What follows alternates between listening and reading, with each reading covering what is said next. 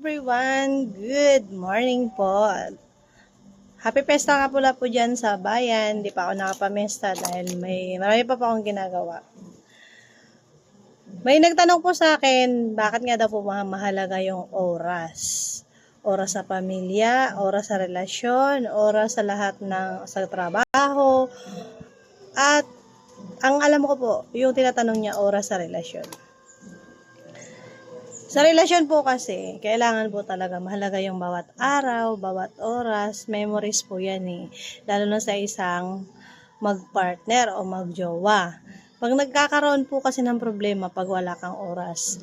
Kung sabi nga, pili ka kung love at career. Kaya minsan nga nagatanong sila kung ano daw dapat ang unahin. Sa mga dalaga, inuuna nila minsan ay career. Yung iba naman, inuuna nila ay relationship. Dapat pinag-iisipan mo muna. Kailangan kung ano yung mahalaga sa'yo, kung relasyon, o yung career. Kasi karamihan, hindi mo naman pwedeng pagsabayin yung career at saka relasyon. Pero sa punto na halimbawa may partner ka o may jowa ka, pwede mo pang pagsabayin yon.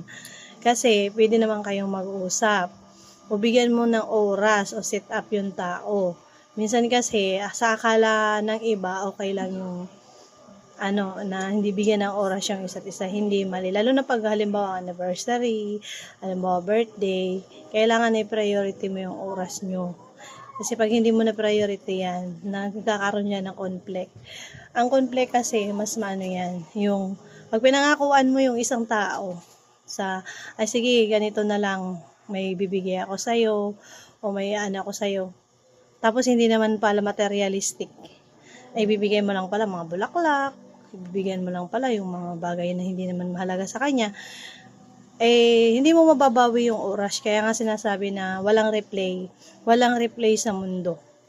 Ngayon, nangyari to, hindi mo na pwedeng ibalik bukas. Ibang araw na yon, ibang oras, at ibang moment na po yun. Kaya, hanggat binibigyan ka ng pagkakataon gaya ng mga birthday, anniversary, nabigyan mo ng panahon yung jowa mo o panahon yung partner mo para hindi ma-miss out. Hindi mo ma-miss yung mga bagay na yun. Kasi, ako, mas sa matagal ko ng may mga negosyante rin akong nakakausap, sabi po nila talaga, ang hirap po, gaya naming negosyante, na mahirap pagsabayin yung relasyon, kasi minsan bumibiyahe kami, naiiwan yung mga mister namin, o naiiwan mga jowa namin, tapos hindi minsan nila maintindihan, pero binabawi naman po, iniisip na lang namin na para rin yung sa pamilya. Yung may case naman po na para lang sa gusto, halimbawa, may mga bagay na gagawin, na may pupuntahan na wala lang naman, hindi mahalaga.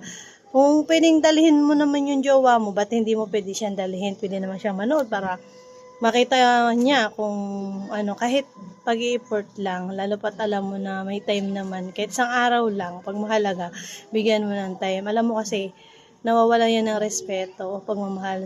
Kahit pasabihin mo na okay lang, hindi lahat ng oras okay.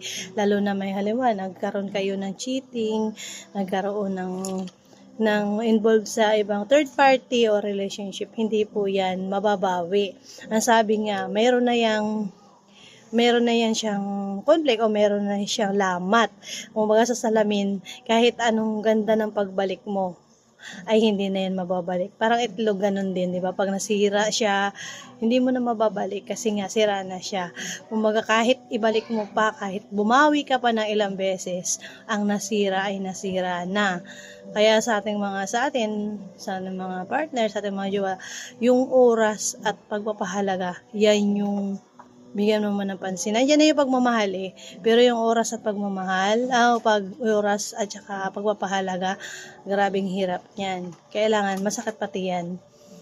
Huwag niyong intayin na isang araw, sumuko na yung tao, sumuko na yung isang umaasa na bibigyan mo ng halagat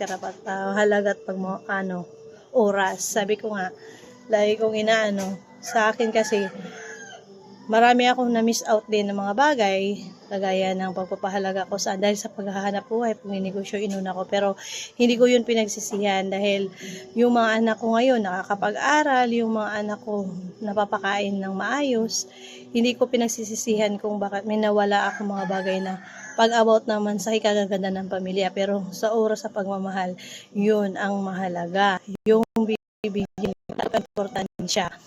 Lalo pa sa mga anniversary. Kasi may tumatagal lang sa mga anniversary ng mga 25 o 50 years. Yan ang pinakamahalaga. Kaya ako po yan binabahagi sa inyo kasi marami akong nadadaanan na nagkakaroon ng paghihiwalay at nagkakaroon ng pagbe-break up ang isang relasyon pag naramdaman na ng tao na wala na siyang halaga. Kaya po, pinapayo ko sa mga iba na bigyan mo ng halaga at oras po. Hindi kasi nabibili ang oras. Kahit anong gawin mo, ang oras ay oras. Kaya lang po, walang replace sa buhay. Kaya mas piliin po ang bigyan ng halaga ang mahal sa buhay. Thank you for watching everyone. God bless. Please follow and share.